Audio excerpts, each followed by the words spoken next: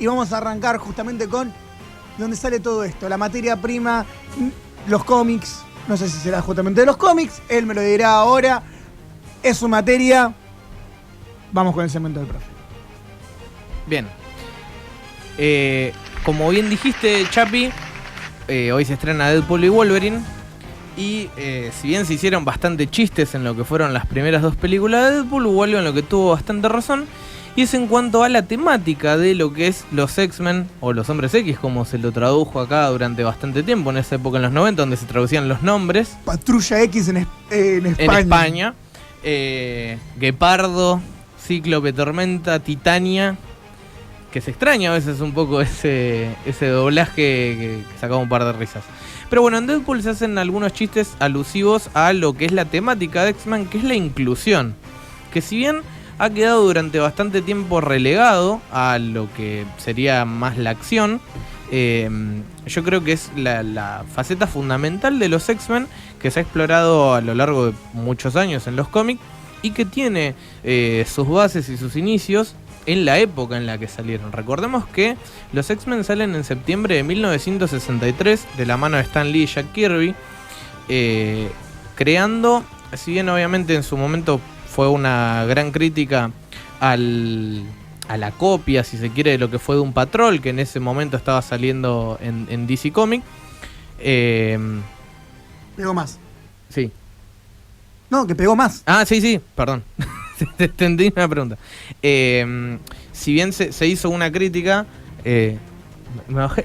perdón, me está matando porque la estoy tarareando en mi cabeza y no puedo hablar.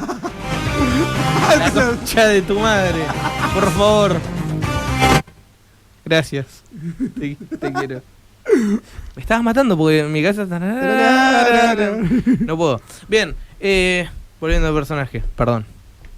Ahora sí, en Deadpool se hicieron algunos chistes que tienen que ver con la cuestión social en cuanto a lo que es referente a los X-Men. Y como bien decía, en septiembre de 1963, Stan Lee y Jack Kirby traen a las páginas de los cómics estos personajes tan icónicos hoy en día, que pegaron mucho obviamente con la serie de los 90, pero que su base, como bien dijiste, es en los cómics. ¿De qué trataban estos cómics? Si bien obviamente quisieron ir por el camino rápido, y esta era obviamente lo que Stan Lee decía para poder abaratar ideas, es decir, para dejar de inventar de dónde venían estos poderes, dijo, bueno, estas personas directamente van a nacer con poderes, esa va a ser su diferencia. Como bien decía, hubo una gran crítica debido a que la Doom Patrol se estrenó casi en el mismo tiempo y que también trataba de un grupo de personas con superpoderes inadaptados sociales. Como bien decías vos, Chapi, pegó más todo lo que es X-Men. Porque bueno, los personajes, si bien eran más carismáticos, lo que sería el método Marvel hacía que se humanizaran más estos personajes. Por lo tanto, el público empatizaba más con ellos y no eran como la Doom Patrol, que eran adultos que habían tenido distintos problemas en su vida, sino que eran adolescentes, lo que hacía que los chicos de esa época pudiesen sentirse más relacionados con los mismos. Olvídate. Ahora, ¿qué es lo que se planteaba dentro de este tipo de cómic, dentro de los X-Men? Se empezó a buscar algo que era la discriminación. Obviamente es hacia los mutantes, pero los mutantes es algo que nosotros podemos llegar a idealizar con distintos tipos de situaciones. Y en ese momento particularmente, lo que estaba muy en auge era el movimiento racial. Porque se creó lo que eran las Panteras Negras en 1965, si bien fueron 2 años después. Era un grupo que velaba por los derechos de las personas de color. Y en estos mismos años empezaron a surgir personajes como eran Martin Luther King y Malcolm X. Stan Lee posteriormente dijo en muchas entrevistas que indirectamente se basó en estos dos personajes para crear a Magneto y Charles Xavier. Y ahora sí, Pipi, si podemos ir con el video. Lo vamos a ir pausando a medida que aparezcan las imágenes. Bueno, yo quiero hablar un poquito de lo que fue el impacto social en cuanto a lo que es X-Men. Vamos con la siguiente imagen. Diapositiva. Ahí tenemos, diapositiva, sí. Ahí tenemos lo que son. Charles Xavier era el equivalente a Martin Luther King Jr. ¿Por qué? Porque sus ideales se condicen ambos planteaban la coexistencia de ambos. Martin Luther King decía que las personas negras deberían tener los mismos derechos que las personas blancas sin la necesidad de una pelea, sino que deberían coexistir pacíficamente, y él velaba por los derechos, pero siempre en marchas pacifistas, que es un poco lo que nosotros extrapolamos en el universo mutante. El profesor Javier lo que siempre trata es de tratar las cosas con palabras, desde la política, desde la aceptación. Él busca un mundo en donde ambos puedan coexistir, mutantes y Homo sapiens. En cambio, viendo la siguiente, tenemos el personaje de Magneto, Eric Lenger, que es el igual a Malcolm X. Que Malcolm X era un poco más extremista. Él no buscaba la igualdad en sí, la coexistencia, sino que buscaba justamente la defensa propia de las personas negras. Es decir, que ellos no deberían confiar en un blanco, que deberían estar separados con propios derechos. Es decir, él no aceptaba la idea de que los blancos fuesen a aceptar a las personas negras verdaderamente. Es más, en uno de sus discursos él decía que una persona blanca ayudando a los negros era como un lobo vestido de oveja. Esto es lo que él sostenía. Lamentablemente ambos mueren de una forma violenta. Martin Luther King en el 68 y en el 65 Malcolm X son asesinados en plenos discursos, lo que refuerza obviamente que si bien los dos tenían puntos de vista diferentes de cómo llegar a una solución y una coexistencia pacífica, ambos terminan cayendo frente a la lucha que ellos mismos trataban de realizar. Los X-Men plantean básicamente esto. Magneto, por su parte, era un judío que sobrevivió a los campos de concentración y que después, al verse como un mutante, es rechazado por el resto del mundo. Por eso él dice que los mutantes deberían ser la raza superior y quien domina el mundo. Sobre lo que sería el Homo sapiens, ellos se conocen como el Homo superior. Exactamente. Quiero hacer un paréntesis con tema Magneto. Magneto tenía razón. Bueno. Seguimos. Esto es, gracias por decirlo, porque siguiente diapositiva, cuando sale en 1963, en septiembre, el primer personaje contra el que luchan es Magneto, de la Hermandad Diabólica de Mutantes, que a ver, el nombre obviamente no ayudaba mucho, no. Hoy en día ya es más conocido como la Hermandad de Mutantes, sin el diabólico porque queda como un poco retro, pero no se lo presentó como... Y tendencioso. Claro, y no se lo presentó como un villano. Es algo que decía Stan Lee. En realidad era una persona con ideales distintos. Y esto es un poco disruptivo en el mundo de los cómics de los años 60. Recordemos que en esa época eran blancos y negros, buenos y malos. No había esta distinción de ideales. Bueno, uno de los primeros cómics de superhéroes que plantea este tipo de ideologías son los X-Men. Ellos tratan justamente de plantear dos brechas. Si bien los X-Men terminan anteponiéndose como héroes porque el accionar de Magneto es más violento, no deja su idea de tener razón, de decir, a ver, él está luchando por el mismo ideal. Quizá no sean las formas, pero la idea no es mala. El problema son los medios. Es decir, el famoso, el fin justifica los medios. En este caso lo plantea como algo equívoco, pero sin dejarlo como un villano al 100%. Que esto logra que Magneto, posteriormente en el tiempo, pueda verse parte de los X-Men en algún punto, incluso como su líder, y como lo hemos visto ahora en la serie más reciente, X-Men 97, Magneto se vuelve momentáneamente su líder, tanto en los cómics como fue en la serie ahora de televisión. 97, exactamente. Continuamos un poquito con la diapositiva, que tiene que ver con que los X-Men no solamente representan a lo que era la clase, las personas de color de la época de los 60, sino que, a ver, empieza a avanzar la sociedad, y como buen avance en la sociedad hay problemas que empiezan a desaparecer gracias a todo el esfuerzo de las personas que lucharon para que eso no suceda más, ¿sí?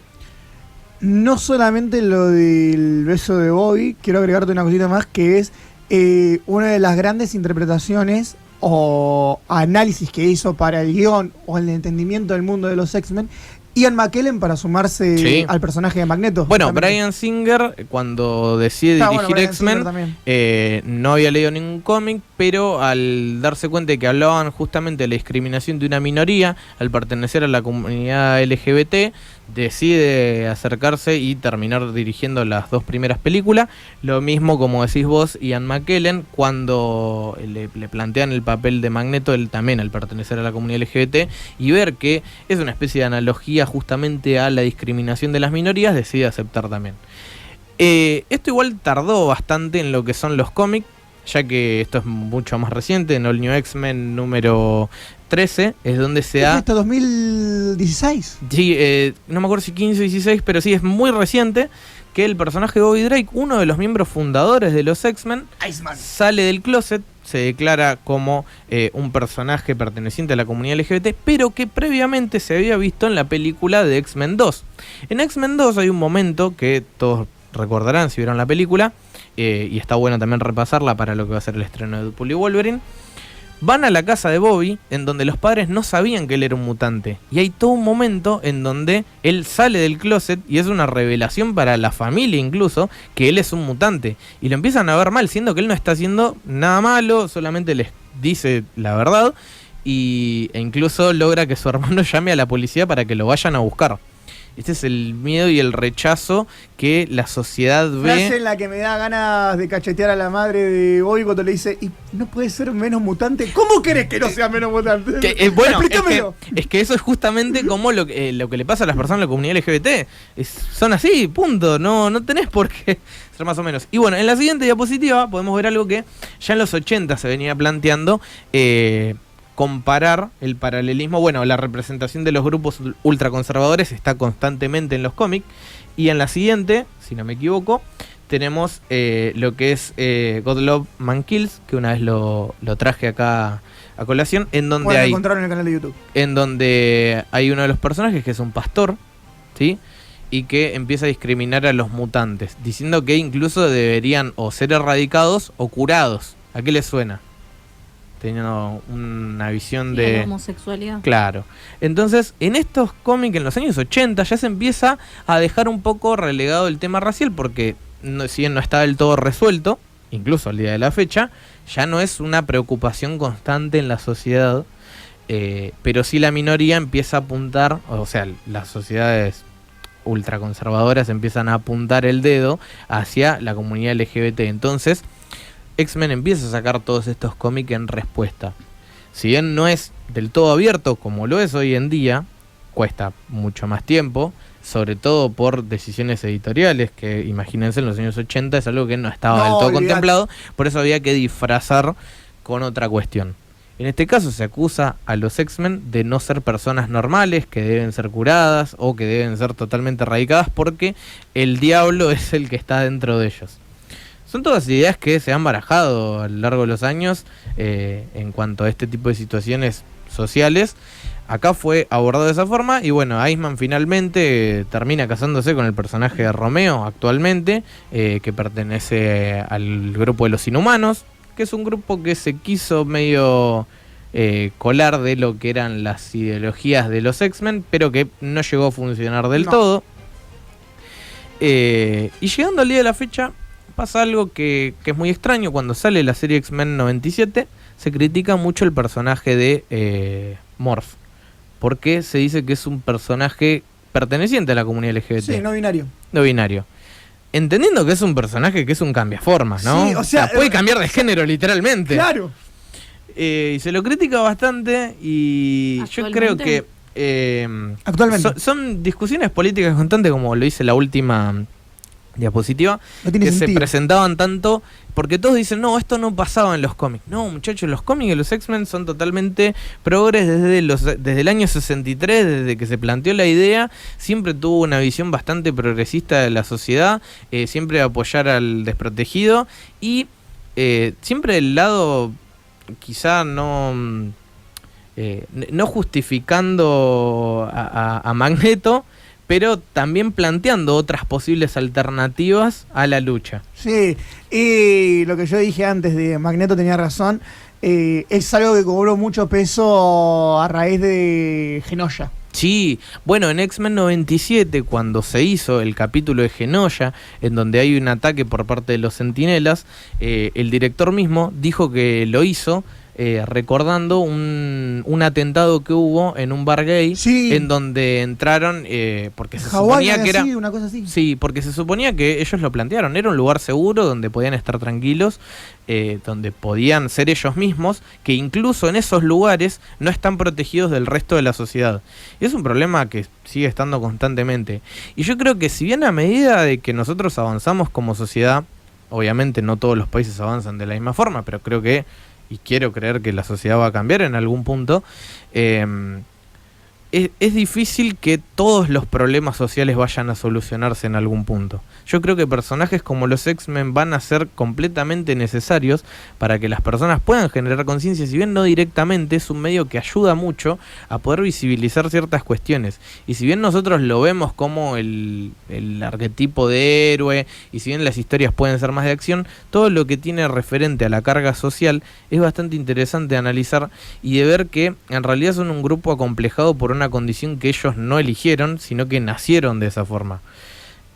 Yo creo que por algo son tan vigentes desde los años 60 y hoy en día siguen representando lo mismo, y es porque la sociedad es claramente imperfecta y no estamos preparados para las diferentes cuestiones que pueden llegar a surgir. Y cosas de las que hoy en día quizá uno pueda decir, bueno, soy de mente abierta o estoy completamente de acuerdo con todo lo que puede suceder, inevitablemente vamos a quedar obsoletos. Yo creo que es parte de la sociedad, es ir avanzando, pero en algún punto nosotros mismos vamos a ser retrógrados, si se quiere, aunque uno quiera creer que, bueno, no, que a favor que estoy de las cuestiones progresistas, es creo que inevitable, y creo que personajes como estos son sumamente valorables en lo que es una cuestión cultural, diría yo, y no solo a nivel cómic, sino a nivel masivo, cinematográfico. Sí. Creo que X-Men 2 es la que mejor reflejó esta cuestión. Incluso X-Men 3, si bien tiene sus críticas por ser una mala película, es muy bueno ver el hecho de que hay una cura, ¿no? Esto que muchos años, por ejemplo, se vendió para lo que era la comunidad. No es una cura. Claro, lo que se vendió mucho para la comunidad LGBT, que no, hay una cura. Es decir, esto es una enfermedad y hay que curarlo. Que en la misma película te plantea que hay personas que incluso reniegan de ellos mismos por ser así y tratan de buscar eso. Mientras que hay otros que, bueno, se anteponen a esto y lo defienden a muerte. Claro, Rogue es el personaje más claro que bueno... Se termina aceptando al final de cuentas. Claro, termina aceptándolo, pero el gran conflicto interno es muy bueno de analizar. Más allá de que, bueno, X-Men da para mucho, tanto sea para acción, para ciencia ficción, viajes en el tiempo y todo lo que sea. Creo que son un grupo muy diverso, súper disfrutable y con el cual se pueden hacer grandes críticas sociales para poder seguir avanzando en toda nuestra cultura y sociedad. Quiero agregar una cosa a lo que dijo Fer. Tan es así el progresismo de X-Men que una de las actrices ahora es actor. Y como dijo Deadpool, ex-people. Ex-people.